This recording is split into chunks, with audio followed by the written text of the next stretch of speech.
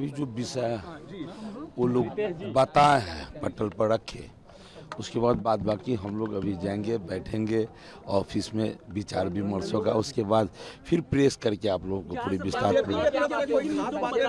BJP की तरफ से कोई खास बात नहीं, लेकिन ये विषय तो रखा गया कि भाई कुछ समाज, हम समरसता की बात करते हैं, लेकिन कुछ समाज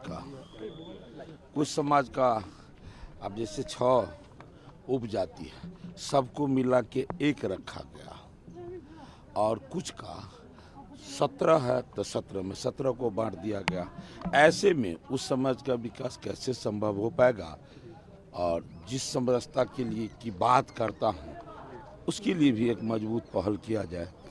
इस पर चर्चा हुई है, हम लोग अभी जाएंगे, बैठेंगे। अभी कुछ बातें हुई है, विषय तो रखा ही गया ना, लेकिन अभी हम लोग पहले आपस में बात करने के उपरांत ही इस विषय को विस्तार पूर्वक आप लोगों को दिया जाएगा। ऑल पार्टी मीटिंग में बहुत सकारात्मक बातचीत हुई। आज के लिए एक सिर्फ बिहार के लिए नहीं बल्कि देश के लिए ऐतिहासिक दिन है।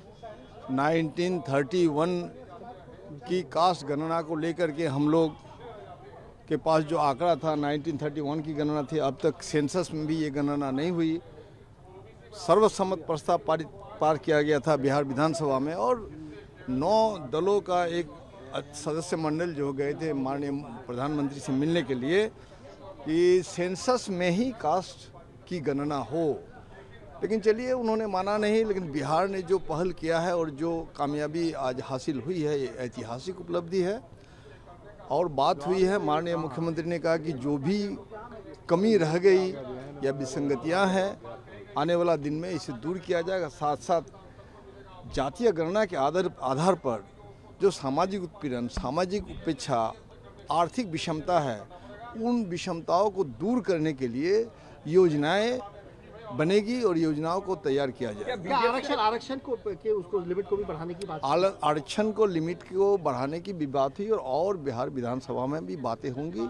और माननीय मुख्यमंत्री ने कहा कि इसको और समृद्ध करने के लिए फिर तमाम दलों के लोगों को लेकर के, तमाम विधायकों को लेकर के राय मशवरा लिया जाएगा, और जो सबकी सम्मति हुई वही किया जाएगा। जातियों को जो एक साथ कराया गया है, बीजेपी ने सवाल खड़े किए कि कई जातियों को बांट दिया गया है, कुछ जातियों को एक साथ रखा गया, जिसके कारण उनका परसेंटेज ज्यादा दिखाया गया है। इसको लेकर भी क्या कोई बात अंदर हुई है सर? नहीं, इसको बात नहीं हुई है। मान ली कुछ जाति का कोड जो है 2 कर दिया गया, तो उनको माननीय पूर्व मुख्यमंत्री ने कहा कि भुइयां और मुसहर जो जाति का 2 कोड किया गया, उसे 1 कोड किया जाए, उसमें ज़्यादा विसंगति नहीं है उनमें। तो बीजेपी ने भी कुछ कहा इस पर? बीजेपी के जो नेता थे विजय सिन्हा, उन लोगों ने क्या कुछ इस बैठक में कुछ डिसेंट? नहीं, बीजेपी ने कुछ नहीं कहा। बीजेपी भी, चूँकि बीजेपी का भी तो सहमति थी ही, और विधानसभा में बीजेपी का सहमति सर्वसम्मत प्रस्ताव था, तो बीजेपी का भी कहना है कि कहीं अगर विसंगतियां रह गई है, गिनती करने में कोई त्रुटि रह गई, तो त्रुटि को दूर किया जाए। सबने धन्यवाद दिया। एक बड़ा काम, एक ऐतिहासिक काम, एक तारीखी कदम जो बिहार सरकार ने उठाया माननीय मुख्यमंत्री जी के नेतृत्व में, और इसकी गूंज पूरे देश में है। बिहार वह राज्य बना, पहला राज्य बना जिसने ये सर्वे करवाया, और यह भी कहा गया कि अब इसको देश के लेवल पे लागू करना चाहिए। तो सबने धन्यवाद दिया है, और थोड़ी बहुत जो भी बातें हुई हैं उसको नेक्स्ट सेशन तक, आर्थिक सर्वेक्षण भी नेक्स्ट सेशन तक लाया जाएगा। तो खुशी का माहौल है। बीजेपी ने सवाल खड़े किए थे कि क्या इसका साइंटिफिक डेटा है, क्या उसको लेकर अंदर भी कोई बात? भारतीय जनता पार्टी के पास बोलने का क्या अधिकार है? राज्यसभा और लोकसभा में इस बात को मान लेते, पूरा डेलीगेशन, हर पार्टी का डेलीगेशन उनके पास गया था, लेकिन उन्होंने इसको नहीं माना। इसमें किसी तरह के रिसोर्सेज की मदद नहीं की। बिहार गरीब राज्य होने के बावजूद अपने रिसोर्सेज लगा करके इतना ऐतिहासिक काम किया, ये तो भारतीय जनता सोचना चाहिए। एक सवाल ये भी खड़ा हो रहा है कि जिस तरीके से जो परसेंटेज दिया गया जातियों का, उसमें कई जातियों का कहना है कि उनको डिवाइड करके अलग अलग दिखाया गया है, और कई जातियों को एक साथ दिखाया गया। नहीं, ऐसा कुछ नहीं है। वो अगर आप आपके पास, सबके पास रिपोर्ट आएगी, आप गौर से पढ़िएगा तो एक्सप्लेन बढ़िया से जो हमारे अधिकारी थे, मुख्यमंत्री जी ने भी चीज़ों को ठीक से एक्सप्लेन भी कर दिया।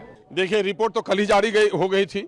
माननीय मुख्यमंत्री ने चूंकि सर्वसम्मत राय से ये काम हुआ था, इसलिए सारे ने पार्टी के लीडरों को उन्हें बुला करके अभी कहा कि आगामी दिनों में और कुछ काम करना है, इसका जो आर्थिक विश्लेषण करना है, शैक्षणिक स्तर क्या है डिफरेंट जातियों का, उन्होंने पदाधिकारियों को निर्देश दिया है।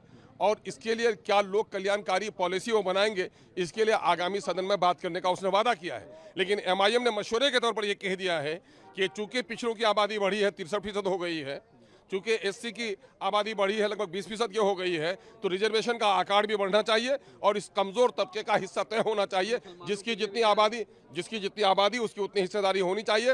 और जहां तक माइनॉरिटीज के पिछड़ेपन की बात है, तो माइनॉरिटी के पिछड़ेपन में होता यह है कि माइनॉरिटी को ओबीसी में शामिल किया गया है, उसके कुछ समूह को, लेकिन उसको पूरा हिस्सा नहीं मिल पाता है। इसलिए रिजर्वेशन विद इन रिजर्वेशन, यानी उनका अलग कंपार्टमेंट तय होना चाहिए। ये मुतालबा अलग से नहीं, उस जो अभी 27% या 33% रिजर्वेशन पर अभी काम चल रहा है, उसके दरमियान में उसका हिस्सा तय होना चाहिए। जिस तरह से कर्नाटक में, तमिलनाडु में और केरल में तय हो गया है, इसलिए उसका हिस्सा तय होना चाहिए। बीजेपी सवाल खड़े कर रही थी कि इसका कोई साइंटिफिक डेटा क्या है, आधार क्या है। अब आप सुनिए, बीजेपी ने सर्वसम्मत किया है, तो आज भी तो उनके नेता ठीक ठाक ही बोल रहे हैं अंदर में। अब बाहर में राजनीति करने की क्या बात होगी। मैं कह रहा हूं देश के हित में है। लोगों ने गर्दनें इसलिए कटाई थी कि इस देश के अगड़े पिछड़े दलित सब लोगों को देश की संपत्ति में और अवसर सबको समान मिले, और समान अवसर मिलाने के लिए जरूरी है कि जातियों की गणना हो, उनकी आर्थिक सामाजिक विश्लेषण हो और उनका रिजर्वेशन दिया जाए। आर्थिक डेटा जल्द जारी किया जाए, इसकी डिमांड भी आप लोग करेंगे? बिल्कुल डिमांड नहीं, उन्होंने, मुख्यमंत्री ने खुद ही आदेश दिया है पदाधिकारियों को कि आप उसका आर्थिक, उसका सामाजिक और उसका शैक्षणिक विश्लेषण कर लीजिए, और उसके बाद ताकि आगे सदन में पॉलिसी बनाने में आसानी हो। उन्होंने खुद कहा है, तो हम लोग इस पर यकीन रखते हैं।